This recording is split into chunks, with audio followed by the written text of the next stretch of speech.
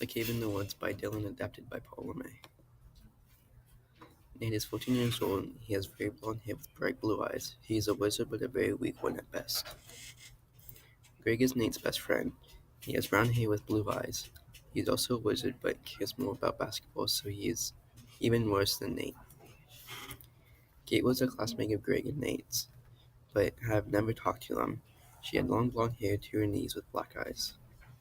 There's a myth in Somerville, the town where Nate lives, that a mythical bear lives in a cave that is somewhere deep in the woods.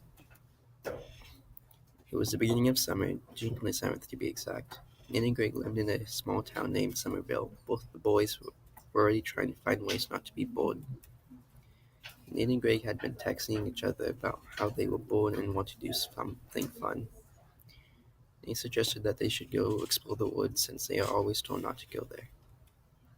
They both agreed that the woods could add some excitement into the boring summer vacation. At 2 o'clock they both left the house to meet up at the park where they planned to enter the woods. They didn't realize, but they had been walking for about 30 minutes, so they were far into the woods. While they are walking, they stumble across a big opening in the mountain. Greg said to Nate, "Nate, do you think that could be the bear's cave everyone talks about?" Nate said, "Let's find out." Nate and Greg entered the cave together. Greg went to his wand out of his pocket to cast a light spell, but when he said the spell, it sent an explosion flying out of his wand. The explosion hit the roof of the cave, sending the entrance of the cave to collapse, trapping both of them in the cave. They quickly casted a light spell, and that's when they realized that they had no way out. They both quickly started to panic on what to do. They tried to cast spells on the rubble to make an exit, but they both were too weak to move any rocks.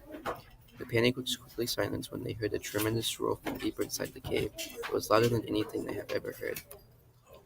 They could hear thumping getting louder and louder, sounding like it was drawing closer and closer, and just in reach of Nate's light, a large figure emerged from around the cave's corner. The shadow appeared closer. Nate and Greg raised the wand, preparing to defend themselves, even though they didn't know any defense spells. Hill's voice came from the shadow. "Hello, is something there?" Nate and Greg thought they recognized the voice from class. A short blonde girl appeared. Nate knew her from school. Her name was Kate. She was a very shy girl who didn't go to school often. Alongside her was a big bear who finally seemed tamed by her. Kate explained to the boys that the bear was actually her dad, who was an evil witch, turned him into a bear, locked him in the cave with spells. Kate was a very strong witch, and with just a flick of her wand, moved all the rocks from the exit and cave. Nate and Greg got out of the cave. Nate and Greg said thanks to Kate, and they both went home and agreed to never go back into the woods to talk about where the cave was. Kate went back to school, and no one knows where she went or why. The end.